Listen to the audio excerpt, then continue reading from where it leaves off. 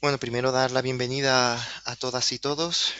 Espero que en la sesión de hoy pues podamos aprender un poquito.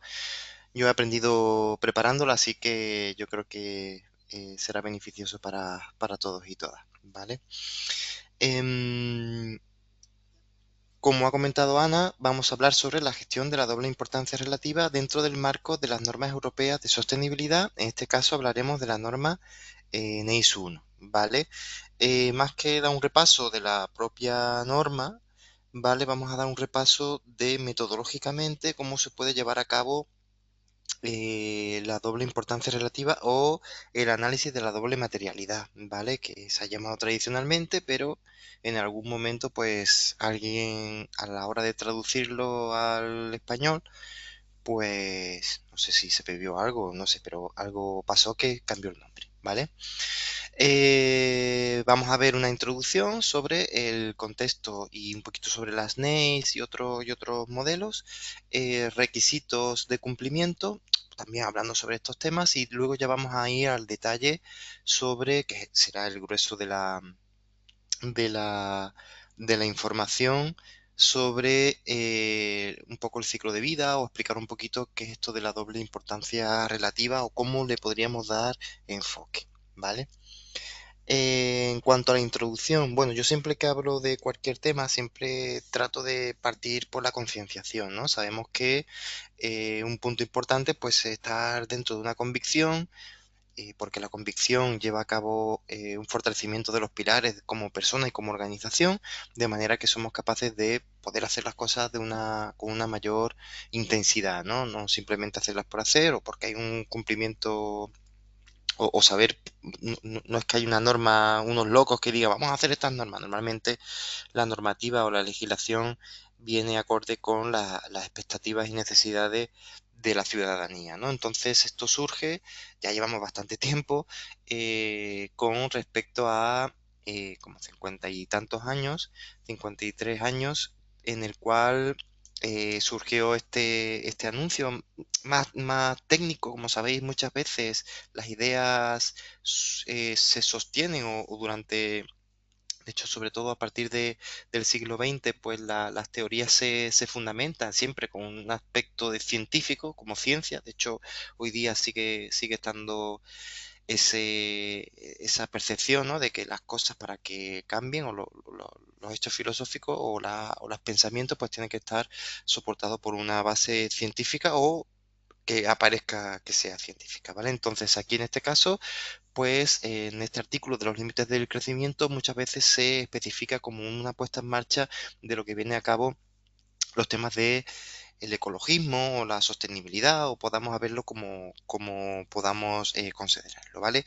En aquel momento estaba muy centrado en los temas ambientales o de los ecosistemas y con respecto ha ido pasando el tiempo, pues ha ido incorporando una perspectiva más amplia dentro de lo que sería el medio ambiente, la parte social y de buen gobierno, ¿vale? Allí en esa gráfica a mí me gusta siempre presentarla porque es una gráfica que nos representa pues la huella material que tenemos los humanos desde principios del siglo XX, ¿vale? Entonces vemos que es un comportamiento logarítmico, de manera que hemos ido ampliando nuestra huella al principio muy despacito y luego pues ya a partir de, de la Segunda Guerra Mundial, podríamos decir, pues hay un crecimiento pues exponencial donde pues vemos que hay un consumo muy grande de material y de energía del medio, ¿vale? Con respecto a los grandes indicadores, pues vemos que hay una gran énfasis en la situación del cambio climático. En el año 2015, con los acuerdos de París, se estableció que un límite, que era el 1,5 grados de media en todo el planeta, no podía superarse. Este año, entre el año pasado y este año, y se prevé que el año que viene también, pues ya se ha superado ese valor crítico. Y ya se está hablando pues que en el año 2050 pues llegaremos a los 2 grados y medio o 3 grados. Como son aspectos sinérgicos, pues posiblemente sea más, ¿no? Pero bueno, siempre para hacer esos cálculos, para saber si se ha incluido una meta, pues no vale solo los datos de un año, porque nosotros cerramos el año de manera artificial.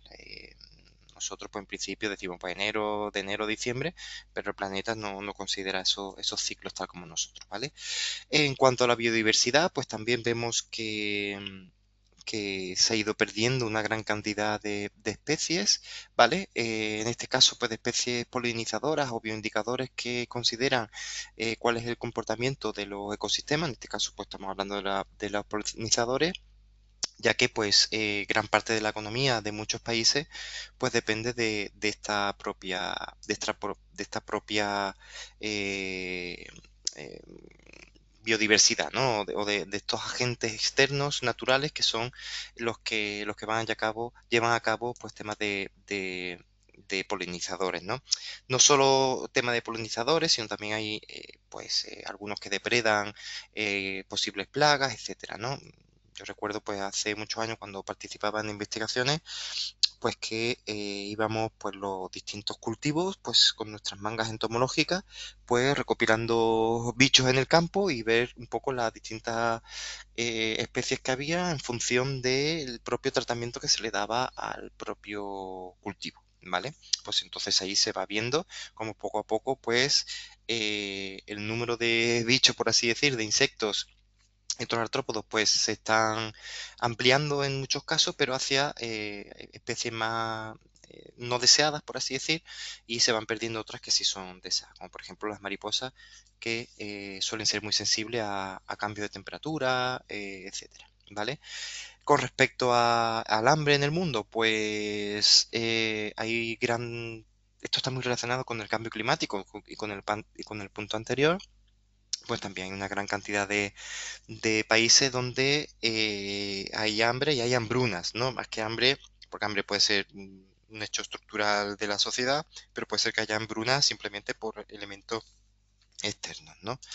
Eh, con respecto a la siniestralidad laboral, pues también hemos visto que a partir de los últimos años, pues vamos viendo cómo como que se ha mantenido en un estado eh, basal e incluso en algunos casos parece que va subiendo, ¿vale? El índice de siniestralidad laboral, tanto de gravedad como de frecuencia, pues parece que va aumentándose debido pues, a distintas características. Pues las empresas presionan más, características propias del propio modelo económico o de las propias características de la empresa que dedican más tiempo o más dinero en publicidad que en equipos de protección personal o individual de las personas, ¿no? Ese tipo de cosas pues pueden hacer que enfocarse mucho en el crecimiento, pues las personas pues pierdan pues se vaya perdiendo hacia atrás, tenemos ese riesgo de que vayamos hacia atrás en cuanto a la siniestralidad laboral, ¿vale? Yo aquí había dejado un concepto también para cerrar esta parte introductoria que no muchas veces se habla y es una teoría que puso en marcha este economista. En realidad él era matemático, nació en Rumanía, vivió sobre todo eh, en la Segunda Guerra Mundial le dio duro, él luego emigró a Estados Unidos, así que desarrolló casi toda su vida eh, en Estados Unidos, así que podríamos considerar que es estadounidense. No siempre se le dice que es rumano, pero nació en Rumanía, estuvo sus primeros 30 años en Rumanía, pero luego vivió, se hizo ciudadano estadounidense. De hecho, el Royan ese es una coletilla que se puso él a partir de un juego de palabras de Georgescu, ¿no? Cambió algunas letras y con eso pues se hizo ese segundo apellido menos, menos rumano o menos de Europa del Este, ¿no? Y este economista, matemático de profesión, es un economista ortodoxo dentro de la ortodoxia. Él planteaba, le dio de hecho conceptos matemáticos muy importantes a la economía, pero a partir de 1971 él ya había antes hecho algunos postulados, pero bueno, en este caso lo representa dentro de este libro, que es de la teoría, la ley de la entropía y los procesos económicos, ¿no? Así lo podríamos traducir al español. Pues donde aquí pone de manifiesto, también es verdad que en los años 60, 70 estaba muy de moda ciertos conceptos físicos, en este caso la segunda ley de la termodinámica, que es la ley de la entropía, y aquí pues se establece que con este grafiquito pues se ve claramente donde hay una entrada de energía eh, o de una entrada con baja entropía, ¿vale? Que en este caso pues la entrada del sol.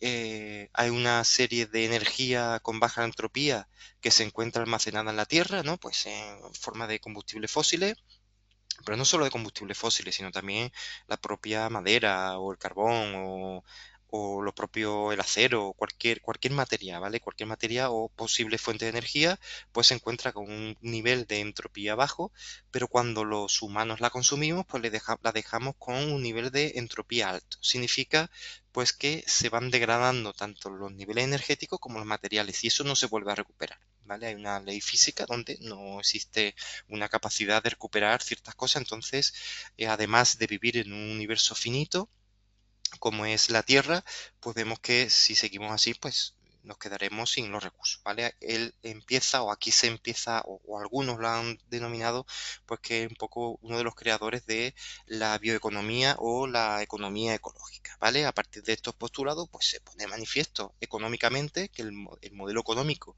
que se tiene en estos momentos pues no es adecuado, ¿vale? Sin tintes políticos, simplemente la realidad económica en la que vivimos, pues vemos que no es sostenible, ¿vale? Matemáticamente y a partir de una ley de la termodinámica, ¿vale?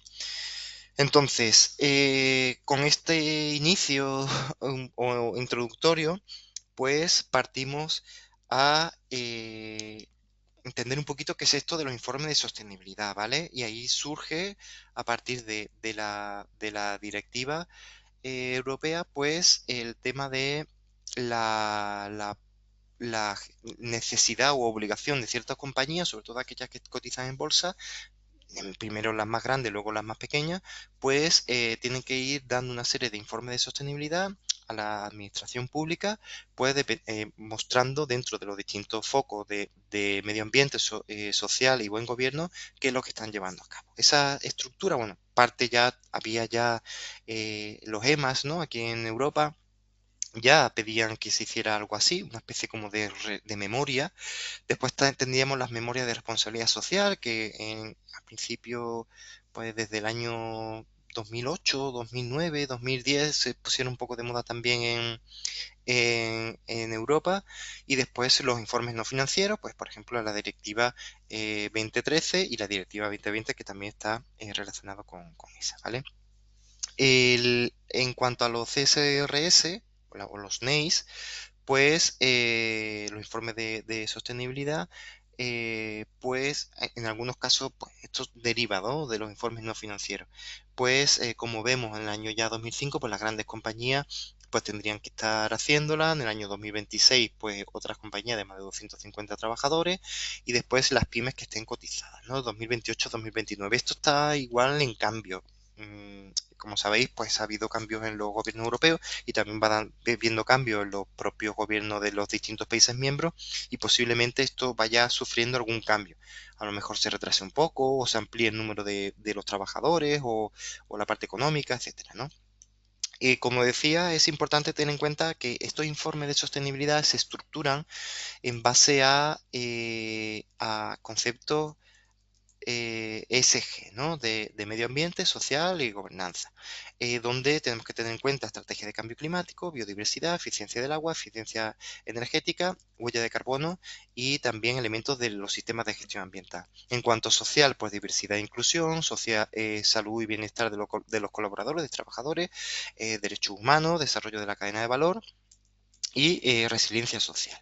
Y después en gobernanza, pues sería ética y transparencia, el compliance legal, eh, hay muchísimas normas antisoborno y todo esto en distintos países, participación de la alta dirección, gestión integral de riesgos y rendición de cuentas. Como sabemos, hay una gran lacra que son los aspectos ligados al soborno o a la mala gestión o al trato de favores, en definitiva, pues a la debida diligencia que efectivamente vemos que retiran de los flujos de movimiento económico, monetario principalmente, pues una gran cantidad de dinero que se queda en manos de unos pocos y no se le da un flujo natural dentro de cualquier teoría liberal, ¿vale?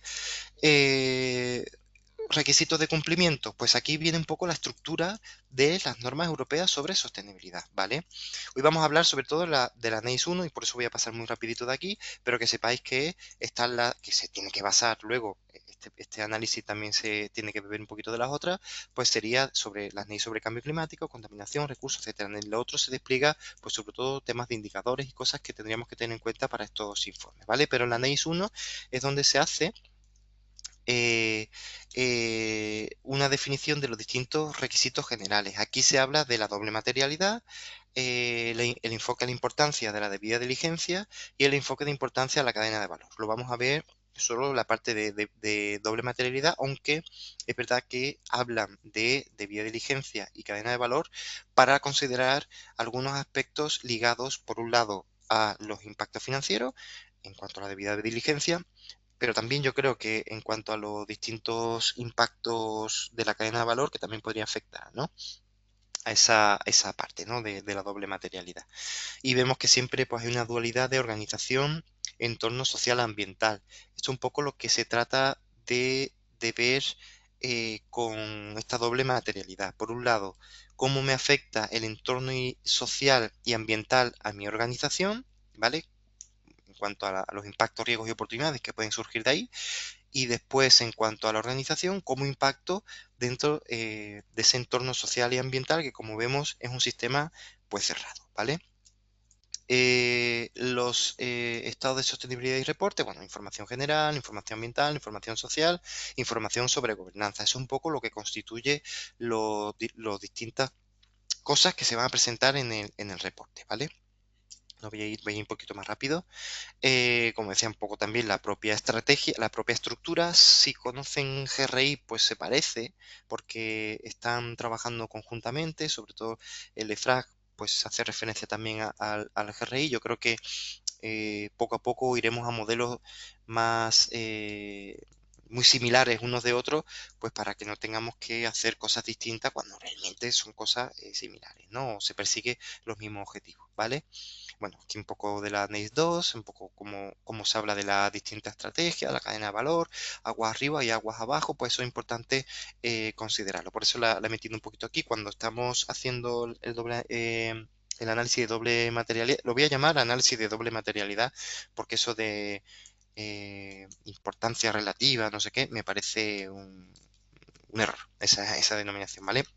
Como toda la vida lo hemos llamado doble materialidad, pues ya está. En este caso, dentro de la cadena de valor, pues es importante considerar no solo si hablamos de nuestro mapa de proceso, no solo de nuestra cadena de valor, en cuanto pues entra el cliente, entra las materias primas y sale los productos o servicios a los clientes, ¿no?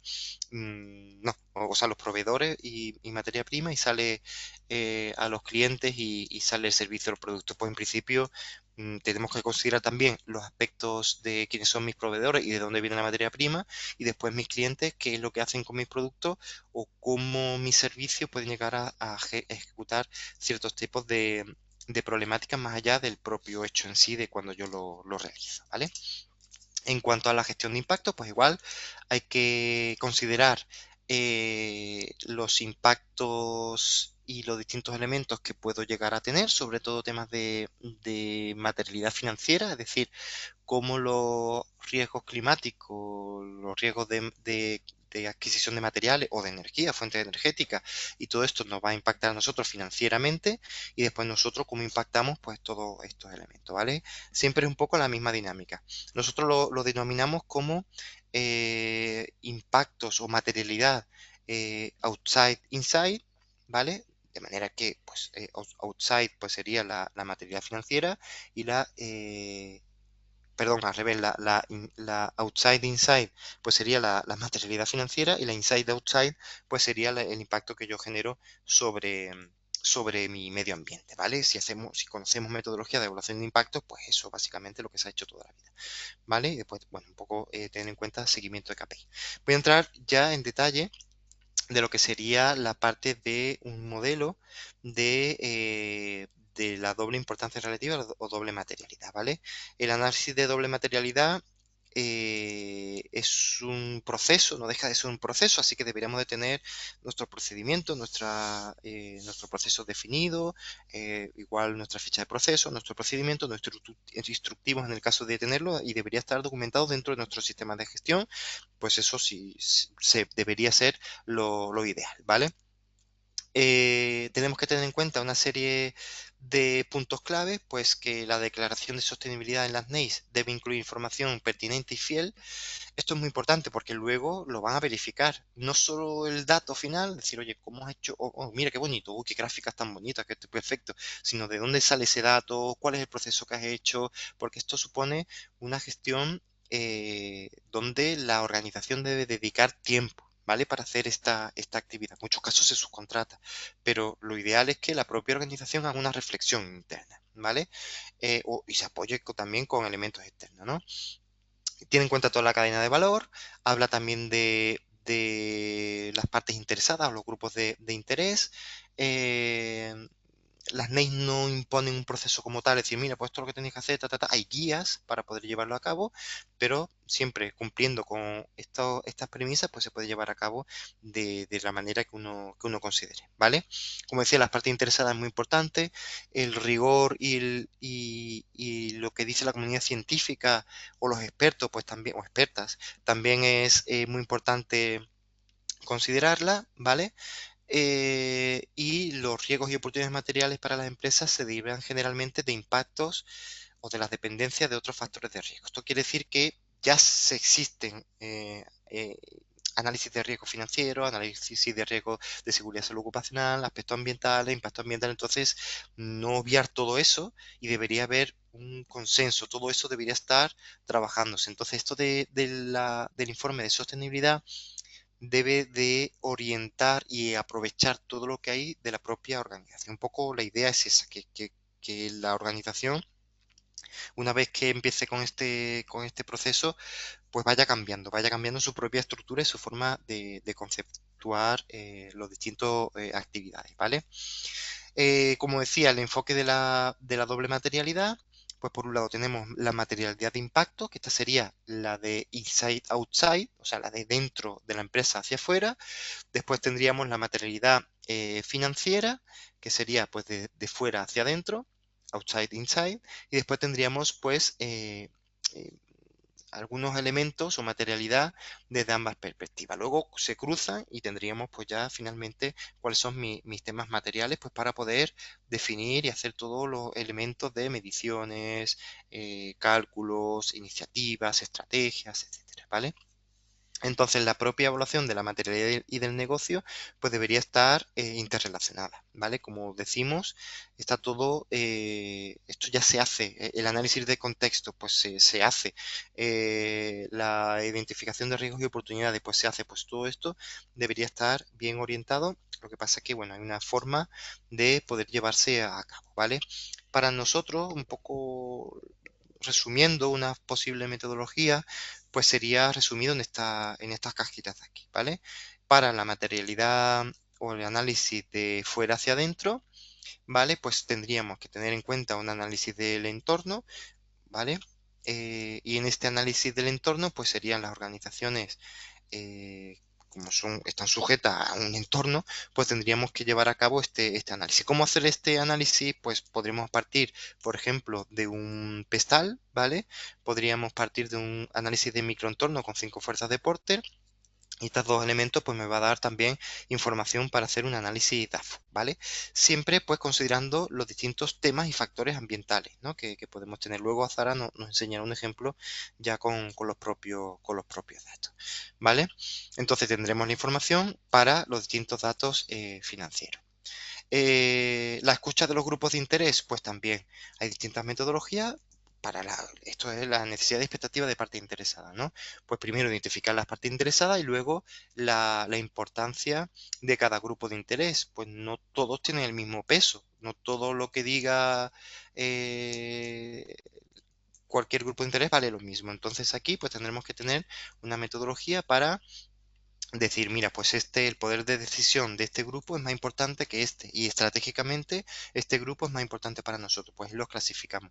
Y luego el proceso de escucha es preguntarle con respecto a los distintos temas SG que tendríamos.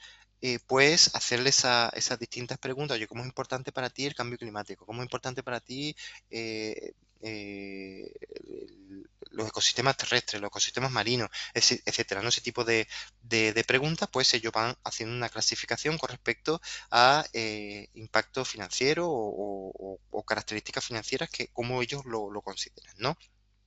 Eh, con respecto al impacto financiero, bueno, aquí hay un temilla que quizá me he saltado, que sería un poco dentro del contexto, también hay que considerar eh, una investigación, no solo hacer un pestal, hay información de los propios indicadores de cómo se encuentra el país o la región, ¿vale? Si nos vamos a Naciones Unidas, en Europa tenemos nuestra propia calculadora, pues nos va a decir cómo están los indicadores, por ejemplo, índice de sostenibilidad o tasa de siniestralidad, pues a tasa de siniestralidad van a venir los datos, pobreza infantil, trabajo no remunerado, etcétera. Ese tipo de cosas van a venir ahí los datos y nosotros podemos decir, oye, pues mira, resulta que vemos que cada vez está peor, o los niveles de contaminación, o los niveles de calentamiento global, o desertización, etcétera, pérdida de suelo, pues toda esa información nosotros podemos ir viendo y dar este análisis, ¿vale? Después, con respecto al impacto financiero, pues esos distintos temas, como decimos, eh, cambio climático, desertización, etcétera, lo ponemos y establecemos cuál es el impacto financiero que nos va a provocar. Para ese impacto calcularíamos en base al corto plazo, al medio plazo y al largo plazo. De una forma cualitativa, pues simplemente algo alto, bajo, alto, medio y bajo, por ejemplo, donde tendríamos que decir qué significa un impacto en el corto plazo alto o medio. Y ponemos, mira, más un porcentaje de la cuenta de resultado, o 1.000.000 de euros, 500.000 euros o lo que sea, ¿vale? Y así pues tenemos un criterio de realidad, porque esto normalmente no lo hace una persona ni un comité cerrado, sino que se hace pues dentro de una serie de elementos. Luego se hacen elementos de consenso, etcétera, ¿vale?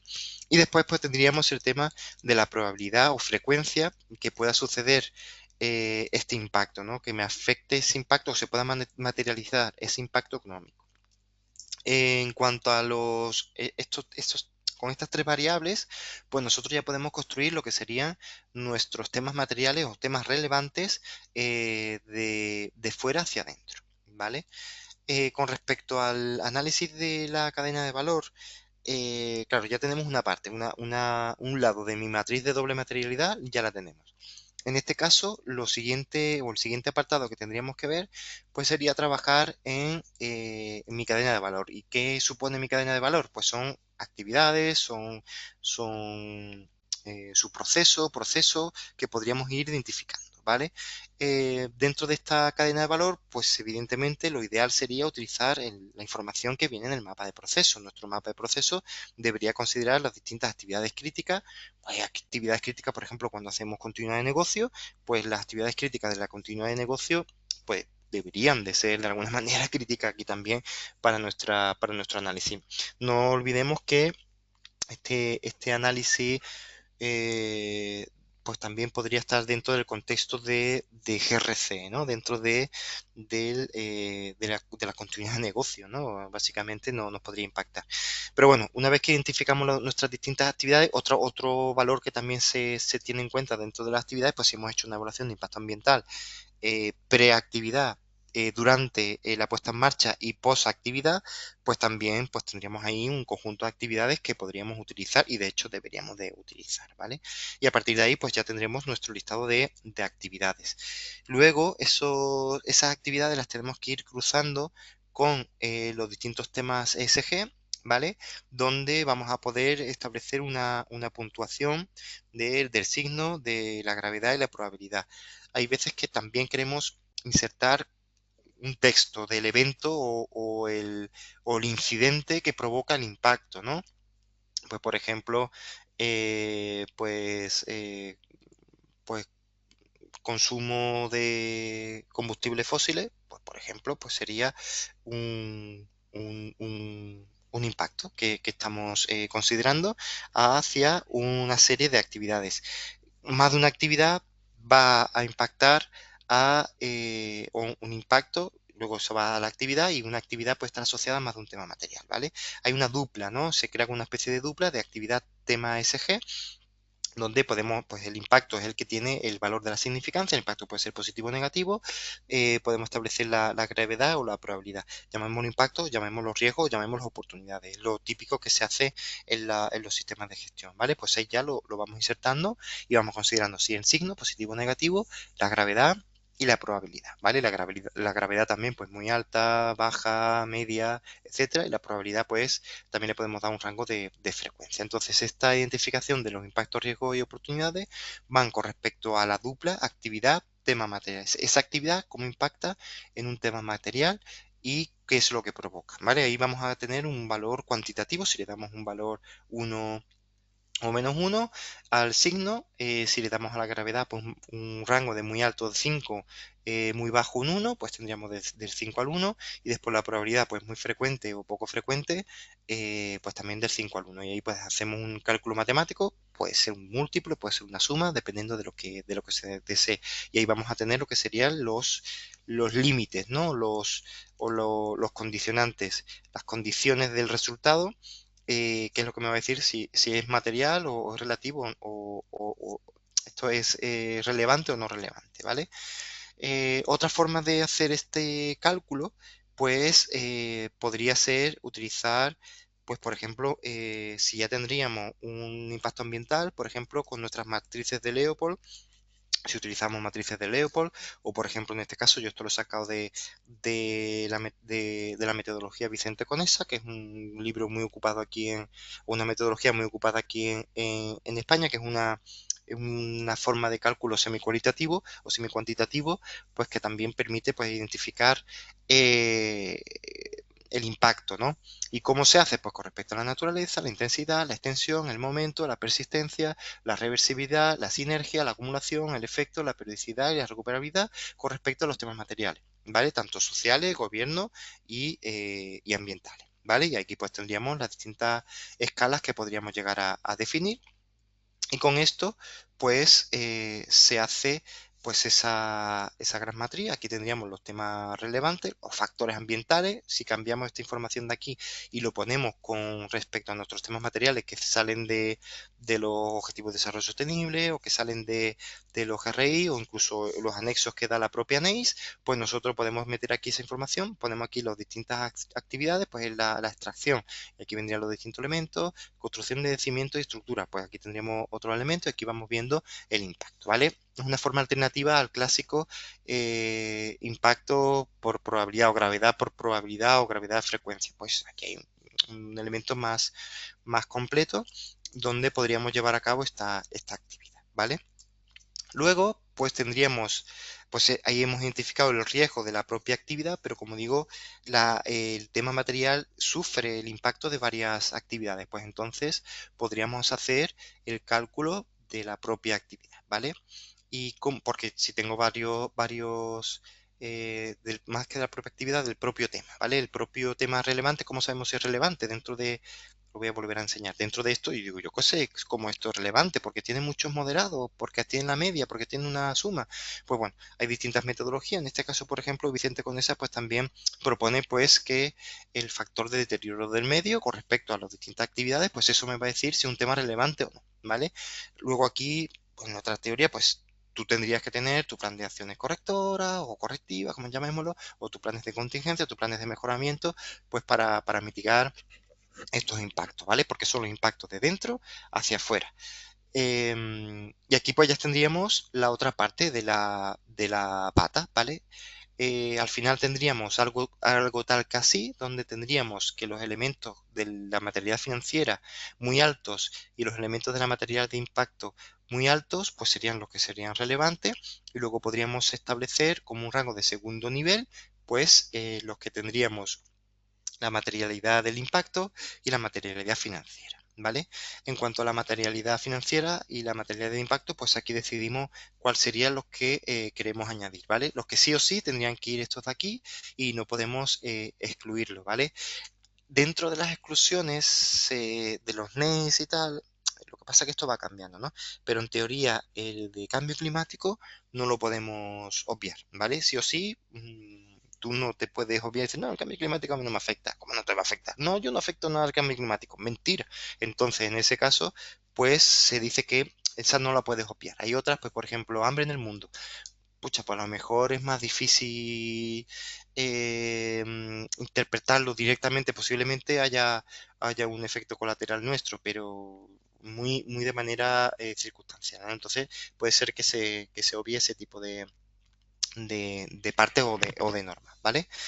Em, y entonces, aquí con esto, pues terminaríamos, ¿vale? Luego sabéis que luego una vez que se tienen los temas materiales, pues se tienen que empezar a medir los distintos datos. Con esa información de indicadores cuantitativos y cualitativos se construye un informe y ese informe pues ya se entrega a las instituciones europeas con un formato que es una derivada de un XML un poco especial, donde bueno, ahí se puede llegar a tratar los datos, ¿vale? Como todavía no se ha entregado ninguno, todavía estamos un poco a la expectativa de ver cómo se hace. En otras experiencias previas que hemos tenido nosotros en cuanto a la digitalización de ese dato y cómo se entrega, habitualmente las empresas como que los programas informáticos como que se homologan, ¿vale? Entonces cuando se entrega ese formato en ese XML especial, pues ya había una herramienta homologada. ¿Qué pasa? Pues que dice, oye, pero si yo lo entrego en Excel, ¿no lo puedo entregar? Bueno, hay un trabajo por parte del área de TI para entregar esa información de esa manera, ¿vale? Pero en teoría tiene que ser una información normalizada. Em, y una vez que tenemos esto, pues ya como digo, empezamos a trabajar. Pero aquí normalmente se representa así, ¿eh? Con una matriz de este tipo, donde tendríamos nuestra propia información. Luego Azara va a entrar más en detalle, donde esto que yo he explicado aquí en el marco teórico, pues ya lo va a expresar de manera directa, ¿vale? Con ejemplitos. En cuanto a las conclusiones y reflexiones finales, bueno, el análisis de la doble materialidad pues se está construyendo, básicamente, como digo, hay resistencias, las grandes empresas están haciendo énfasis pues para simplificarlo o para que no sea tan complejo o para darle un poco de énfasis en lo que a ellos les interesa y entonces, bueno, se está cambiando un poquito, esto todavía pues cambia. Hoy por hoy es obligatorio, se tienen que hacer sí o sí, pero que todavía se están construyendo guías, se están construyendo modelos, dependiendo de se va notando si las personas que van desarrollando esto son más del área de auditores de control interno, son más de un área más científico-técnico, los primeros suelen ser más de un área pues contabilidad, económica, derecho, los otros son más de áreas más científicas. Entonces, bueno, se va notando cómo va cambiando un poco la forma de gestionar las guías, cómo se va enfocando. También conforme se vayan sentando la idea, pues va surgiendo más información y tendremos más metodología, más enfoque y más experiencia también, aunque evidentemente hay una experiencia previa de informes que se han hecho de toda la vida, o sea, de toda la vida, de hace mucho tiempo, pero en este caso pues se está acomodando a esta nueva estructura, ¿vale? Y después las estrategias de sostenibilidad pues dependerán también de la presión que haga la sociedad sobre las empresas y gobiernos. Es decir, como decía al principio, se legisla en teoría para dar cumplimiento o para suplir una necesidad o una expectativa como sociedad que se va construyendo. Entonces, si nosotros vamos cambiando nuestra forma de ser, pues posiblemente la propia legislación y los propios modelos vayan cambiando. Por eso esto es algo dinámico, es algo casi que biológico y entonces tendríamos que irnos adaptando. Por eso hago en tanto énfasis que toda la información que ya tengamos, intentando hacer conexiones con elementos que ya tenemos por los sistemas de gestión o por modelos previos que hemos ido trabajando, pues utilizarlo, no inventarnos nada nuevo, que también puede ser, que sea una figura nueva y ya está, nos reorganizamos todo, pero no hacer cosas en paralelo, por favor, porque si no, esto se hace infumable, una burocracia brutal. Entonces, todo enfocándose siempre con la mira a tener un sistema y que nos permita pues ser mucho más eficientes. Si no, van añadiéndose normas, requisitos, etcétera, y si lo hacemos en paralelo, se pierde muchísimo tiempo. Está muy bien porque a lo mejor genera puestos de trabajo, pero el rendimiento económico es mínimo. Hay que ser mucho más eficiente y por eso tenemos que reutilizar o aprovechar o reordenarnos metodológicamente para que el análisis que estamos haciendo aquí de los giros, pues sirva, los giros, los impactos, riesgos y oportunidades, pues luego me sirva también para aspectos ambientales o para seguridad, salud ocupacional, etcétera. No en su totalidad, pero al menos la fuente sí, la fuente de la identificación ya me va a servir. Mi identificación de mis actividades, pues viene en mi mapa de proceso. Como decía, ya dentro del análisis de la continuidad de negocio, eh, viene un análisis muy crítico de mis actividades críticas. Entonces, no hacer cosas de más, sino que esté orientado.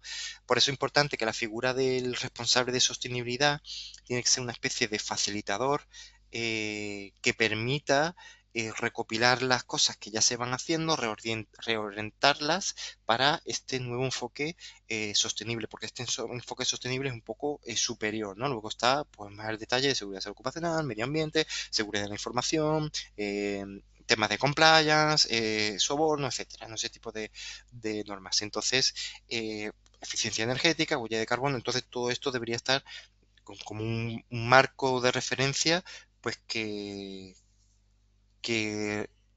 reorganice un poco esta información, como reorganizar los electrones que están dando vueltas así a lo loco, pues como darle un sentido a esos electrones y que estén ordenaditos, ¿vale? Pues sería un poco la reflexión final para, evidentemente, bajarle la entropía, por así decirlo, ¿no? Porque si no, nuestro propio sistema de gestión, nuestras propias organizaciones van aumentando, mm, siguiendo un poco el ejemplo de Georgescu, pues sería pues va entrando un alto nivel de entropía y al final esto es imposible de manejar. Entonces, que estos elementos de las NEIs, yo esperaría que fuesen elementos estructurales que permitan pues bajarle un poco la entropía a nuestro proceso, a nuestro procedimiento, a nuestras cosas, ¿no? Yo sé que es complejo. Nosotros, por ejemplo, estamos certificados bajo 12 modelos de gestión y realmente es un esfuerzo aunar y coger con un hilito, casi que una agujita, e ir trazando, mira, pues esta información me sirve aquí, esto aquí, porque es complejo. Si no lo hacemos así, pues se genera una cantidad de documentación repetida muy grande, ¿vale? Y ya está, pues con esa reflexión, pues dejo a, a Zara.